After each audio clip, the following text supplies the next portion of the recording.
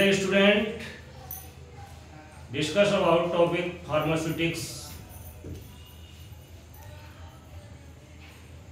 biphasic liquid dosage form, emulsion.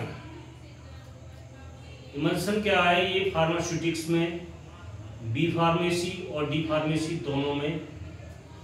दोनों के ही syllabus में है और बहुत ही इम्पोर्टेंट है। तो इमल्सन क्या होता है? ये बाईफेजिक लिक्विड प्रिपरेशन, इसमें दो फेज होती है, दो अवस्थाएं होती हैं। To immiscible liquid, one phase is a disperse और माइन्यूट फेज। इसमें दो ना मिलने वाली लिक्विड अवस्था, तरल अवस्था होती है। जैसे एग्जाम्पल ऑयल एंड वाटर, जो आपस में नहीं मिल पाती है, इसका एग्जाम्पल है इमल्सन।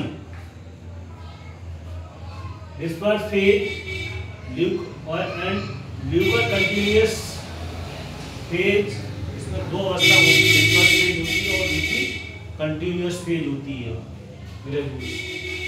इस continuous phase emulsifying agent, continuous phase में इमल्सिफाइंग एजेंट इसलिए ऐड किए जाते हैं कि डिस्पर्स फेज जो है लंबे समय तक prolong time administered, prolong time तक इमिसिबल रहे। अब क्वेश्चन ये होता है कि हम इमल्सन क्यों बनाते हैं, इमल्सन क्यों बनाया जाता है? वैसे ही दवा से काम कर सकता है, इमल्सन इसलिए बनाया जाता है, इसके एडवांटेज क्या है?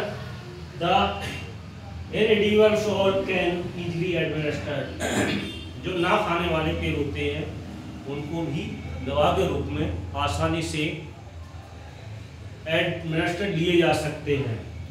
दूसरा डिसएडवांटेज क्या है? Obnoxious taste of all can be concealed, अप्रिय स्वाद को या टेस्ट को आसानी से छिपाया जा सकता है। तीसरा है they can more rapidly absorb than the solid dosage form। ये सॉलिड डोजेज फॉर्म की अपेक्षा डोजेज फॉर्म की अपेक्षा आसानी से शीघ्रता से एब्जॉर्ब हो जाते हैं, इसलिए इमल्सन को बनाया जाता है। अब उसके कुछ हानियां हुई होती हैं, डिसएडवांटेज होते हैं। The measuring device is employed for administrating, इसके लिए मेजरिंग डिवाइस की जरूरत पड़ती है। Cracking of emulsion may occur as result microwave contamination हो जाता है, तो इमल्सन में क्रैकिंग आ जाता है, इमल्सन खराब हो जाता है। अब इमल्सन टू टाइप्स के होते हैं emulsion. Water in all types emulsion, water, इसमें वाटर इंटरनल फेज और इन कंटिन्यूअस फेज। इसमें एग्जाम्पल है आपका बटर। कंपाउंड ऑफ सोप, साबुन के कुछ कंपाउंड होते हैं, लाइक जैसे calcium ion, magnesium ion, zinc ion, ये एग्जाम्पल है water in all type emulsion की। दूसरा टाइप का इमल्सन होता है all in water type emulsion. Oil इसमें होता है इंटरनल फेज और डिस्पर्स, और वाटर होता है कंटिन्यूअस फेज।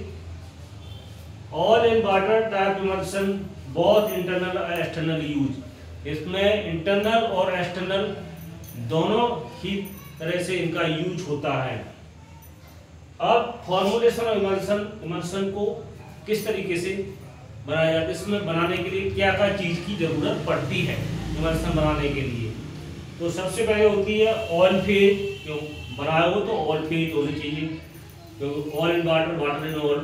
दूसरे इक्वस फेज, ठीक है, इक्वस फेज में क्या होता है? इसमें जो है फ्रेश और कोल्ड वाटर लिया जाता है।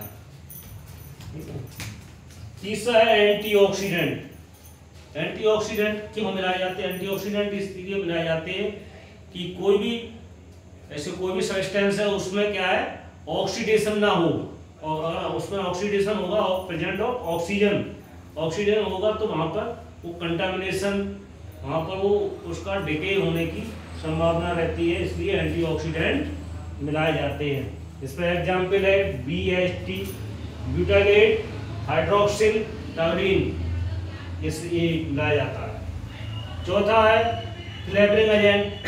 फ्लेवरिंग एजेंट क्या होते हैं? फ्लेवर के लिए, ठीक है, उनके लिए फ्लेवर के लिए मिलाए जाते हैं। इसमें एग्जाम्पल है पाइन है, एप्पल्स है, ऑरेंज है, मिंट्स है, चॉकलेट, ठीक है, ये भी होते हैं। परफ्यूम्स, जैसे क्रीम बनाने के लिए परफ्यूम्स मिलाए जाते हैं। कलरिंग एजेंट जो है अकॉर्डिंग टू IP के अनुसार कलरिंग एजेंट मिलाए जाते हैं। इसमें एराइथ्रोन एक क्या है, कलरिंग एजेंट है। टेट्राजिन ये भी कलरिंग एजेंट है। सातवां इमल्सिफाइंग एजेंट मिलाए जाते हैं। इमल्सिफाइंग एजेंट क्या होते हैं कि जब दो ना मिलने वाले पदार्थ, दो ना मिलने वाले लिक्विड को आपस में इनके बीच की इंटरफेसियल टेंशन को कम करने के लिए इनको इमल्सिफाइंग एजेंट मिलाए जाते हैं। इमल्सिफाइंग के बारे में नेक्स्ट वीडियो में डिस्कस करेंगे। Please subscribe and likes. Thank you.